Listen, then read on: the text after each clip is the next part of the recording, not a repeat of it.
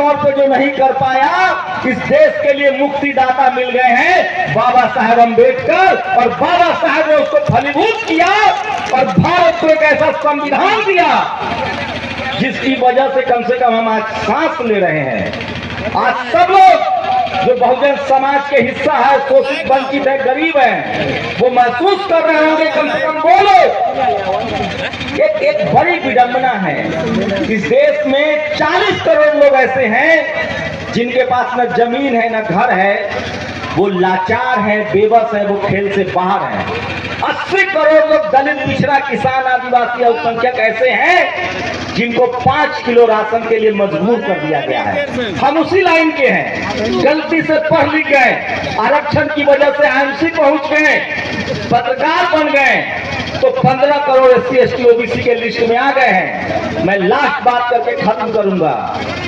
इस देश का जो ठेला चला रहा है, रिक्शा चला रहा है, मजदूरी कर रहा है, लाचार और बेबस है, अब उसको कोई खतरा नहीं है, उसके साथ कोई जातिवाद नहीं होगा, क्योंकि वो अपना जाति वाला काम कर रहा है। और इससे जो जातिवादी मनुवादी सोच के लोग हैं, उनको कोई खतरा नहीं है।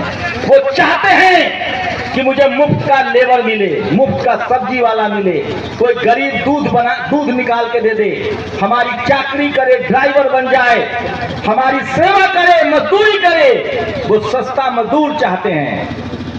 इन जातिवादी मनुवादियों को अब मुश्किल है उन लोगों से, अब इस देश में उन दलित, पिछड़े, किसान, आदिवासी, अल्पसंख्यक जो IAS बन गए हैं, MP MLA बन गए हैं, कलेक्टर बन गए हैं, या जो मेरे तरफ पत्रकार हैं, जो दलित थे, पिछड़े थे, किसान थे, आदिवासी थे, अल्पसंख्यक थे, जिनका सपना है कि जज बनना है, कलेक्टर बनना है, फिल्म बनाना है, किसी भी फील्ड में जाना है, वहां जहां उनको जाने की मनाही थी, जहां मान सम्मान है, पैसा है, शोहरत है, कोई दलित, पिछड़ा, किसान, आदिवासी, अल्पसंख्यक अगर इसी तरह से जातिवाद मनुवाद सत्ता में आता रहा और इसी तरह से वो डर कायम रहा, तो जो पढ़ा लिखा 15 करोड़ दलित, पिछड़ा, किसान, आदिवासी, अल्पसंख्यक है, जिसके शरीर पर कपड़ा है, जो नौकरी कर रहा है, अब उसकी खतरे की बारी है। न उसकी नस्लें अब नेता बन पाएगा, न नौकरी कर पाएगा।